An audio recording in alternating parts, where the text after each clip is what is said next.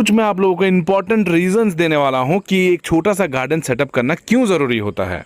दोस्त नहीं है, प्लांट लगाओ और प्लांट से ढेर सारी बातें करो, पॉजिटिव एनर्जी लाओ। देखिए प्लांट भी रिएक्ट करेगा।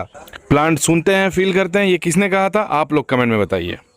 स्ट्रेस्ड फील कर रहे हैं ऑफिस के काम से या फिर कुछ और रीजन से, प्लांट लगाओ, प्लांट से बातें करो, वो स्ट्रेस की बातें प्लांट को बोलो। गुस्सा हो रहे हो, चिड़चिड़ापन महसूस कर रहे हो, प्लांट को डांट दो, वो भी रिएक्ट करेगा आपके साथ। जीवन में सब कुछ मिल गया तो क्या सुकून नहीं मिला? तो सुकून के लिए क्या करना है? प्लांट लगाओ और उनसे बातें करो। लाइफ में खुशी